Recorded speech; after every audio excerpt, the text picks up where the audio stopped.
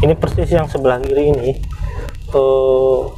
lokasinya, tapi kita nggak bisa masuk ke sana karena ya itu mungkin ada wilayah apa gitu loh.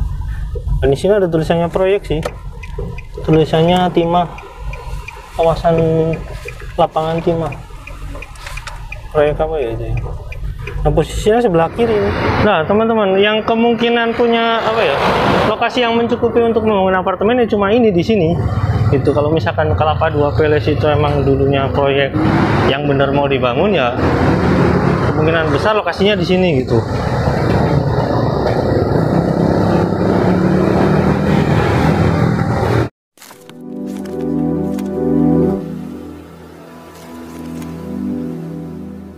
Assalamualaikum warahmatullahi wabarakatuh. Welcome back to my channel Detektif D. Teman-teman, saya baru pulang investigasi dari Depok ya. Tepatnya saya cari alamat Kelapa Dua Village. Berdasarkan peta yang ada di sini ya, berdasarkan ada peta yang di sini itu ada RS Brimob ya.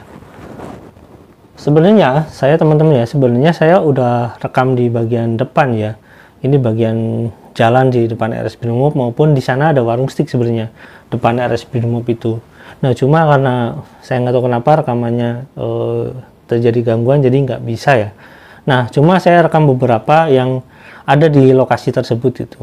Nah, teman-teman, untuk tahu lebih lanjut, lihat dulu mapping yang saya lakukan dulu ya, karena itu penting. Tapi sebelum lihat mapping itu, kita lihat dulu video Pak Jaman ini tentang Kelapa Dua Village.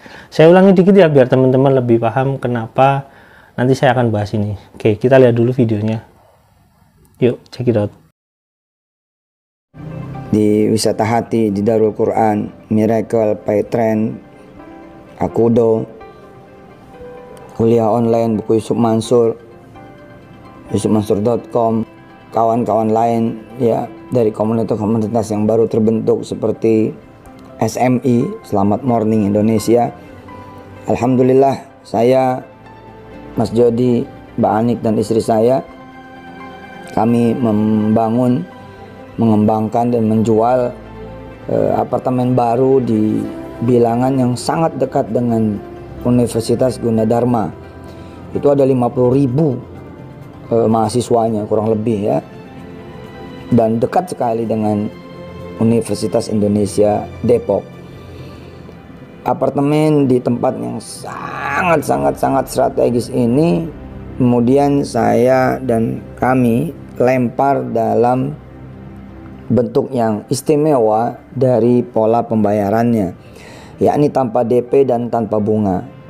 Sebagaimana kita ketahui, kalau ada DP nggak jalan juga, karena alhamdulillah Allah lagi uji kita semua. Banyak kemudian kesusahan di sana sini terdengar, tapi kan tidak boleh menjadi alasan. Roda ekonomi tidak berputar gitu kan, maka tentu harus ada pola baru gitu. Dan pola ini udah pola yang dikenal oleh dunia properti dan di dunia properti, yakni pola tanpa DP. Yakni berapa harga kamar langsung dibagi kemudian sekian bulan. Kami memilih dibagi 60 bulan. Sih. Visi misi kita, niat kita, tujuan kita, goal kita kecil amat sih kalau cuman jualan. Enggak, saya bersatu. Mas Jody, saya, Mbak Anik istri Mas Jody, dan Maimunah istri saya bersatu. Jadilah ide ini. Kemudian ide ini sebagai penjual bersatu dengan 480 pembeli. Jadilah kemudian apartemen itu. Lah pembeli-pembeli juga yang kecil-kecil yang nggak mampu 7,5 juta per bulan bersatu. Kemudian jadilah satu kamar, terus bersatu. Nanti begitu udah satu apartemen lengkap tuh, saya akan ngajak setelah lunas nanti tuh, saya akan ngajak 480 pembeli itu duduk bareng. Yuk, bismillah kita leverage. Leverage tuh maksudnya kita cariin duit nih dari apartemen kita. Bisa loh. Misal kita ajak ngomong Bang Syariah, Bang Syariah, nih 480 kamar 5 tahun ke depan kan beda tuh harganya, ya nggak? Yang tadinya katakanlah 450 juta, ya misalkan mudah-mudahan ya bisa jadi 350.000. Nah, 8.350.000 ya. 8.350.000 dipotong 7,5 juta. Kan setoran ke saya 7,5 juta tuh. ketemu angka 850.000. Nah 850.000 itu adalah sedekahnya 100 orang tadi. Oke teman-teman, itu video dari Pak Jaman ya, kurang lebih saya bagian ambil-ambil yang penting aja. Sebenarnya banyak sih yang penting di situ, menyangkut Hotel City pun ada, terus ya menyangkut lokasi itu sendiri pun ada. Jadi teman-teman, kenapa saya bahas ini?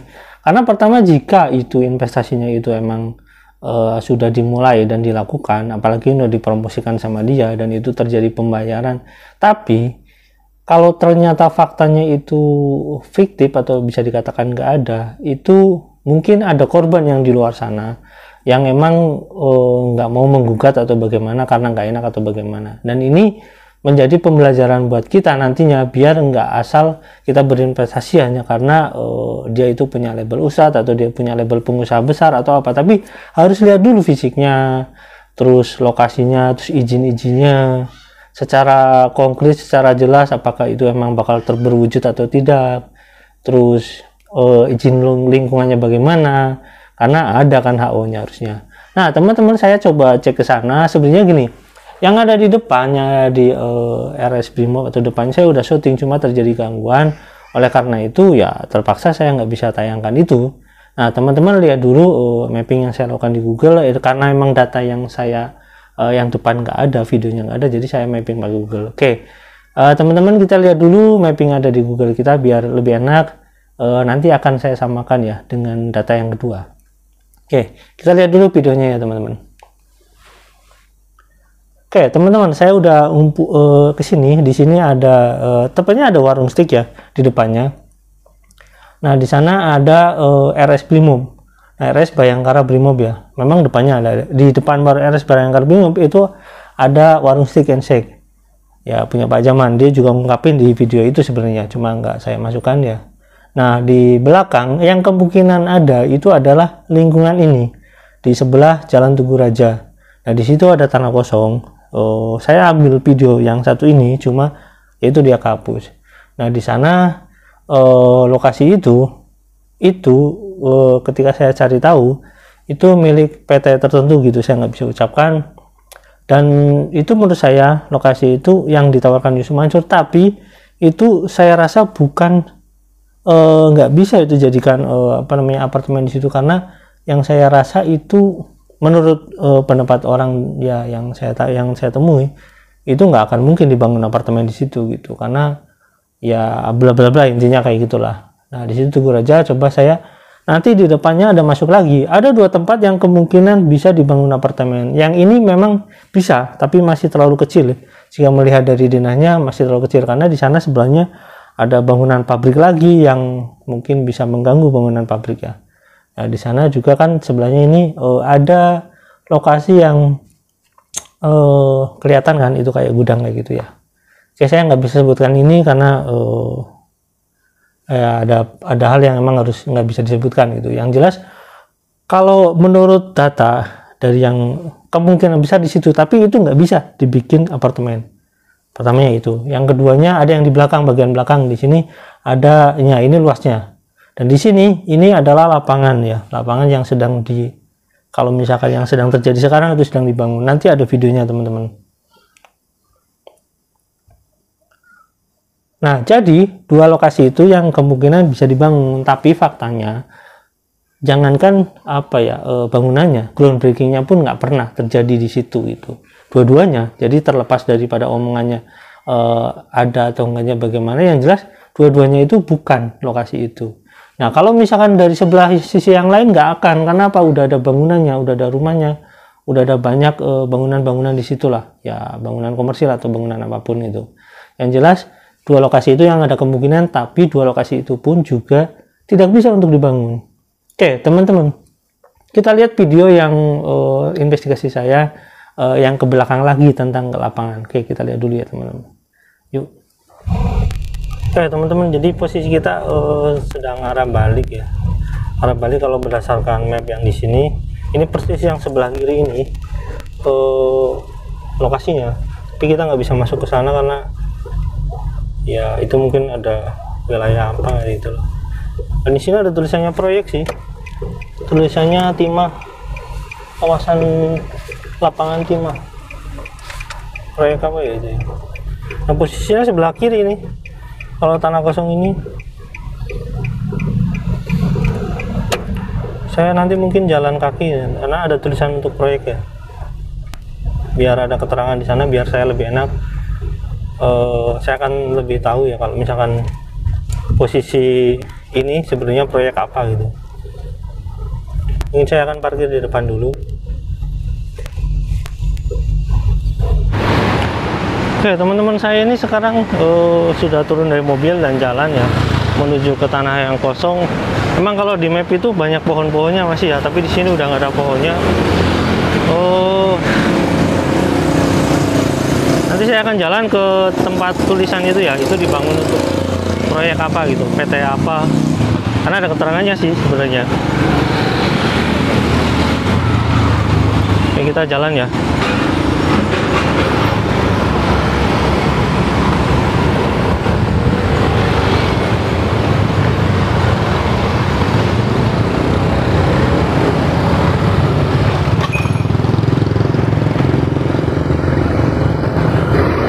Nah teman-teman, yang kemungkinan punya apa ya, lokasi yang mencukupi untuk membangun apartemen ya cuma ini di sini.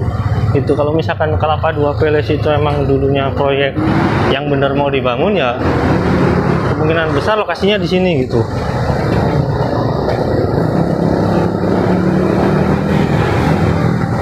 Nah di sini ada tulisan tuh, hati-hati ada memasuki kawasan proyek penataan lapangan bola timah. Nah jadi itu proyek lapangan bola timah ya. Jadi kemungkinan besar ini lapangan bola sih. Jadi nggak mungkin kalau lapangan bola itu, kalau ini milik pemerintahan ya, kemungkinan besar sih nggak akan bisa dibangun sih. Misalkan dibikin HGB kayak gitu, tapi masyarakat biasanya menolak sih. Saya akan jalan ke sana untuk lihat masjidnya biar memastikan bahwasanya saya di Kelapa 2. Masjid Jami Al-Huda.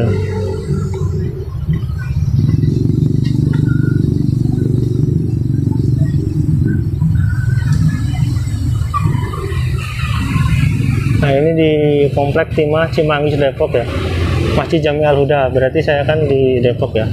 Nah kemungkinan besar wilayahnya cuma itu. Nah di sana nggak bisa masuk karena harus pakai kartu akses ya. Saya nggak bisa tanya ke warga sini. Oke teman-teman, kita langsung ke lokasinya lagi ya.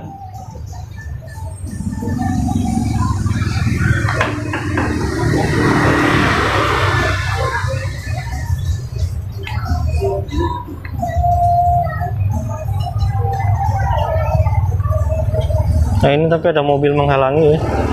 Bagaimana ya cara menyingkirkannya?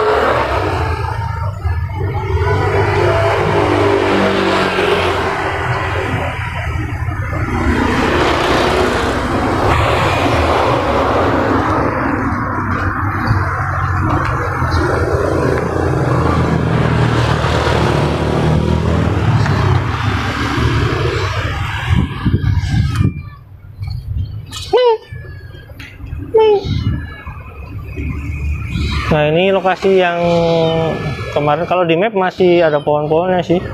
Nah kemungkinan yang ini ya teman-teman. Nah ini lokasi dari pembangunan lapangan bola timah. Jadi untuk lokasi pastinya untuk kalau dulu yang ditawarkan oleh Pak Jaman itu atau Yusuf Mansur itu apartemen, kemungkinan ini bisa mungkin dulu bisa HGB atau bagaimana, saya kurang tahu persisnya. Tapi kalau di tempat lain kayaknya nggak ada sih, karena udah penuh semua. Oke teman-teman ya, saya akan ke mobil lagi. Oke teman-teman, jadi seperti itu ya. Jadi kalau melihat dari sana, di situ ada lokasi yang emang ada perumahan, di situ ada masjid, berdasarkan itu ya lapangan di situ. Nah lapangan itu kalau misalkan pun dibangun properti misalkan kayak apartemen kayak gitu, itu kemungkinan HGB kerjasama dengan mungkin pemerintahan setempat ya, misalkan kayak kelurahan setempat itu. Tapi saya rasa enggak, karena apa, sekarang sedang dibangun juga lapangan bolanya untuk kepentingan masyarakat menurut saya di situ ya. Jadi saya rasa sampai sekarang pun dari tahun-tahun ya berapa itu, tahun belasan itu lah, tahun belasan itu sampai sekarang nggak ada wujudnya sama sekali, dan orang pun nggak tahu ada rencana pembangunan apartemen di situ, nggak ada yang tahu. Oke, sampai di sini ya teman-teman bisa menyimpulkan bahwasanya ketika saya mengatakan bangunan kemungkinan nggak akan pernah terjadi, karena masyarakat sendiri pun di situ nggak ada yang tahu bahwasanya akan ada apartemen atau bagaimana. Nah, untuk teman-teman yang misalkan sudah berinvestasi di situ, ya sebaiknya pertanyakan lagi kepada manajemennya. Yang jelas kan di sana Yusuf Mansur menjelaskan misalnya mereka sebagai pengembang juga, sebagai penjual juga. Jadi kalau misalkan bertanya, tetap bertanya pada Pak Jaman dong. Oke, sampai di sini ya teman-teman investigasi saya. Masih ada investigasi lain yang berhubungan dengan ya investasi Yusuf Mansur yang dalam tanda kutip nggak jelas ya. Terima kasih. Jangan lupa like, subscribe, dan komen. Jangan lupa juga share. Wassalamualaikum warahmatullahi wabarakatuh.